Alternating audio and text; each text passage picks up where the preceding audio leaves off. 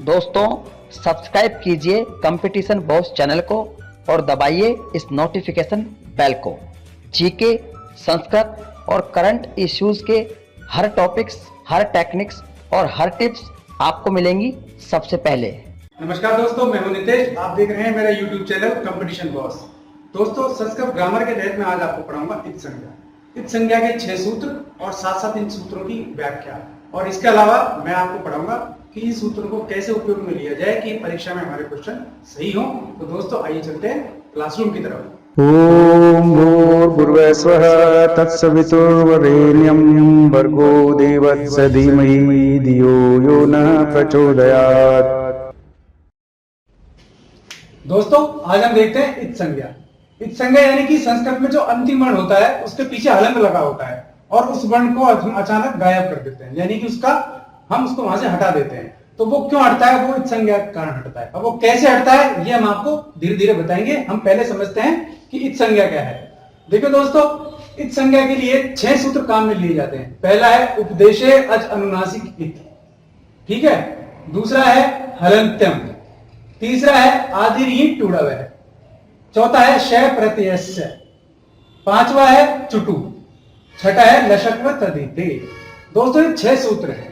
पहला सवाल तो यही बनता है कि ये सवाल इसमें सूत्र दे देता है और एक सूत्र अलग दे देगा आपको, तो पूछेगा कि निम्न में से कौन से सूत्र से इत संज्ञा नहीं होती, तो हमें इन सब के अलावा जो भी लिखा होगा उसको टिक कर देना है। दूसरा सवाल इस तरह बनता है कि निम्न में से किस सूत्र से इत संज्ञा होती है, 3 सूत्र अलग दे देगा आपको और इनमें से एक सूत्र दे देगा, तो ये आपका सवाल बनता है। अब देखिए दोस्तों, इनमें भी अलग अलग सवाल कैसे बनते हैं परीक्षा में। उपदेशे अजनुनासिक इत, ये पहला सूत्र है, और दूसरा ये पहला सूत्र है, दूसरा है हलंत्यम। तो दोस्तों ये दोनों उपदेश की अवस्था में ही इत संज्ञा करेंगे। अब मैं आपको बताऊंगा कि उपदेश क्या है। ये दोनों सूत्र उपदेशे अजनुनासिक इत और हलंत्यम उपदेश की अवस्था में ही इत संज्ञा करते हैं। तीसरा सूत्र है आदिर ही टूड़व है, ये धातु की अवस्था में इत संज्ञा करता है, ये धातु का चिन्ह है दोस्तों। फिर 3 सूत्र बचे शय प्रत्ययस्य, चुटु और लशक्व तदिते। ये तीनों सूत्र प्रत्यय से इत संज्ञा करते हैं। अब अपने पास ये सवाल बनते हैं कि उपदेश से इत संज्ञा करने वाले सूत्र कौन कौन से हैं, तो ये दोनों हैं। ये सवाल बनता है। एक सवाल नेगेटिव बन जाएगा कि निम्न में से उपदेश से इत संज्ञा करने वाले सूत्र कौन से नहीं है, तो वो आपको इनमें से कोई दे देगा, तो हमें ये टिक करना है। इसी प्रकार यह सवाल बनेगा कि धातु से इत संज्ञा करने वाला सूत्र निम्न में से कौन सा है, तो दोस्तों उसका जवाब होगा आदिर ही टूड़व है। फिर इसी प्रकार प्रत्यय से इत संज्ञा करने वाले सूत्र कौन से हैं? शय प्रत्ययस्य, चुटु और लशक्व तदिते। अब दोस्तों मैं आपको बताऊंगा कि ये इत संज्ञा किस तरह होती है और कैसे हम इसका उपयोग करते हैं।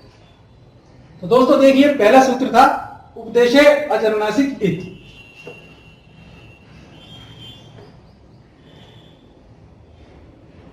पहला सूत्र था उपदेशे अजनुनासिक इत।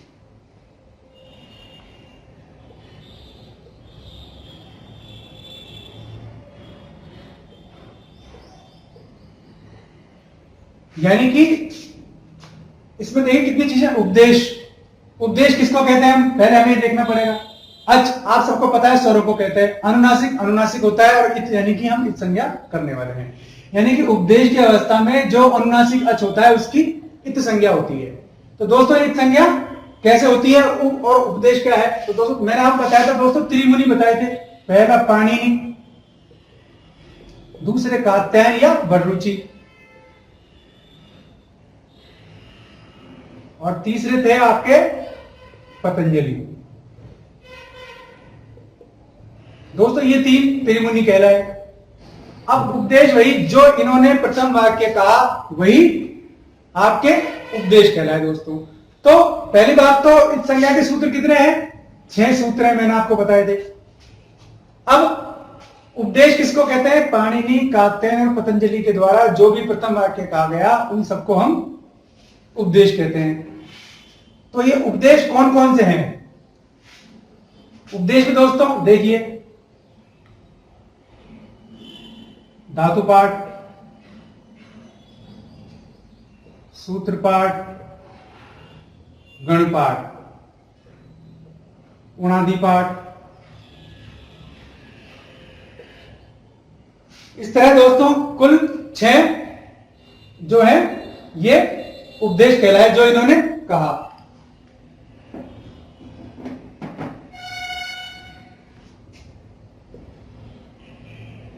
वाक्य, लिंग, अनुशासन, प्रत्यय,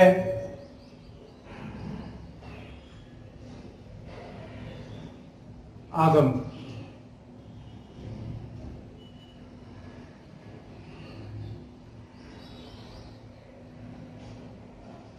धातु पाठ, सूत्र पाठ, गण पाठ, अनादि पाठ।